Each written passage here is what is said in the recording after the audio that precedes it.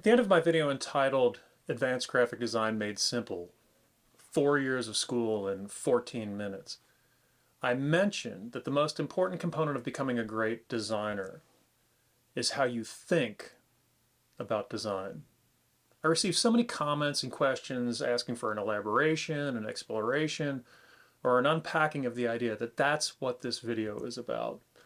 I'm going to front load this video by showing a diagram that answers the question immediately. Here's how to actually get better at graphic design. Now, if you Google this question, or you ask most teachers, how do I get better at design? Most likely you're going to get the wrong advice. Now, why? Because common advice is most often incorrect. If it were right, everyone would already be an excellent designer. The easiest way to recognize common advice is to ask AI tools like ChatGPT. These large language models reflect the average human knowledge, presenting the most common concepts, not deep insights. They aggregate prevalent ideas and patterns from vast amounts of data. AI isn't smart. Quite frankly, it's average, it's mid. AI is literally calculating the next most likely token in a chain. By using AI, we can learn what most people think the way to get better as a graphic designer is. And most people are wrong. Here's what ChatGPT thinks you need to do in order to get better at design. And this is common wisdom, and it's completely wrong. And frankly, it's stupid. This advice is from vidIQ, which is an AI creator tool used to make both YouTube ideas and YouTube scripts from artificial intelligence. Now, I ran the question, how do I actually get better at graphic design through the tool? So let's take 90 seconds, just 90 seconds, to listen to what AI thinks the answer to the question is in order to understand what not to do. And then what I'm going to do is I'm going to explain why it's wrong and what to do instead. Hey there, graphic design enthusiasts. Are you finding it challenging to level up your design skills? Stick around because in this video, I've got 5 essential tips that will help you master graphic design like a pro. Let's kick things off by diving into the common hurdles that graphic designers often face when trying to enhance their skills. From struggling with direction to battling creative blocks, these obstacles can be real stumbling blocks on the path to improvement.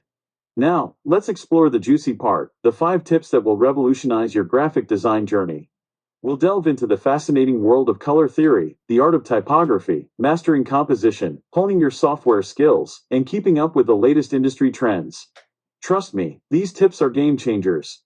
But wait, there's a key moment you can't afford to miss. I'm about to reveal the most critical tip for graphic design improvement. This tip is like the secret sauce that will supercharge your creativity and skill development. Get ready to be amazed. As we wrap up, let's recap the key points we've covered today. Remember, practice makes perfect, continuous learning is key, and don't be afraid to experiment. These are the pillars of mastering graphic design. Before you go, I want to encourage you to put these tips into action. Share your progress in the comments below, and don't forget to subscribe for more graphic design tutorials Ooh, and tips. subscribe and hit the comments below. Okay, that's what I'll do. Everything about that AI answer is both wrong and unhelpful. Now here is a more effective 3-step method, and I'm going to explain each in detail, hopefully succinctly. The first step is thinking, the second is artistic deconstruction, and the third is mouse wanking and pixel twisting. Your work reflects your thoughts. If you think conventionally, your designs will be both boring and unimaginative. You need to understand how your definition of design is different from design as problem solving or effective communication. When your concept of design's function is unique, your work will reflect that uniqueness. So what am I saying? If your goal is to push your work beyond mere competence, you have to change what you think the function of design is. Now, how do I do this? How? Well, you start by knowing enough about a discipline to be critical. Now, an example that you might relate to points to my recent video series.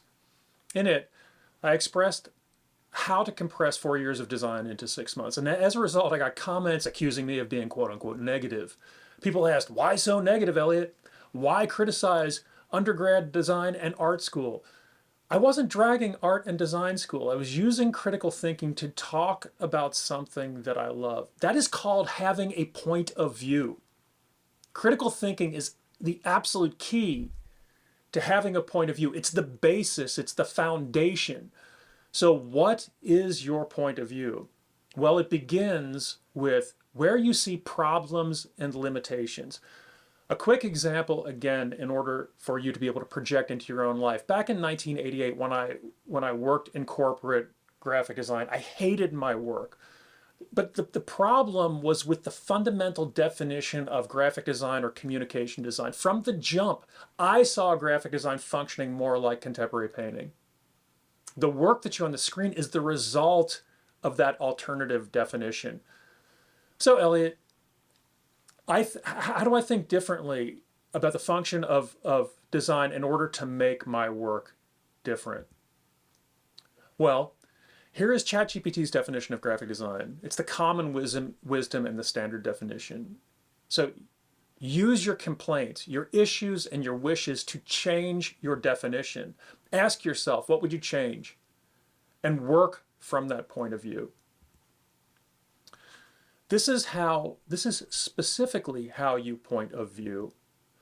The second step to improve quickly your design is to use analytical thinking to deconstruct the work of someone that you admire. The goal in this process is to carefully observe and analyze a specific designer or artist until you can describe their creative process as a kind of algorithm. The truth of the matter is that artists and designers' work, all of them, can effectively be boiled down to a set of fundamental elements, a kind of recipe or an algorithm, a series of steps. As an example, Eliot often uses original typographic forms or hand-drawn type.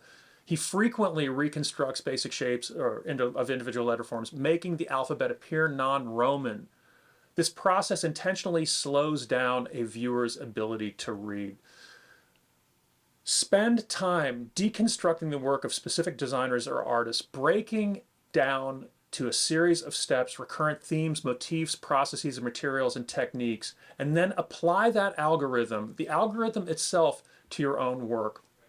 The final phase, the third step of the process, is to learn software exceptionally well. And the reason is not what you might expect. So think about it like this. The logic of any field is built into its software because those programs are designed specifically to tackle the problems of that field. Tools like Affinity Designer, Cinema 4D, Adobe InDesign, and Figma are each tailored to their own disciplines. By learning these tools really well, unintentionally, you get a solid grasp on how to solve the problems that come up in those disciplines. Now, the truth is, to create prints like what you see on the screen, you need to really know your software tools inside and out. The way these prints are put together is built right into the software.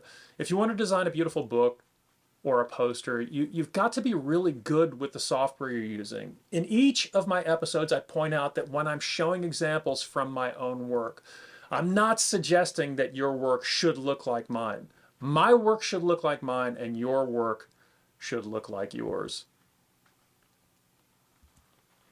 What happened to your studio, Elliot? Why does it look like you're working at a cabin in the woods? That's my boy.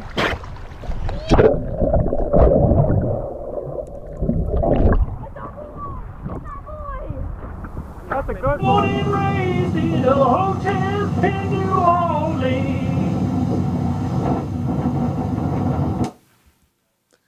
Because we're at Shadowbrook making work in the woods. You actually did it! Yeah! Dad, come closer! How do you make it actually do it? You have to do it on a block.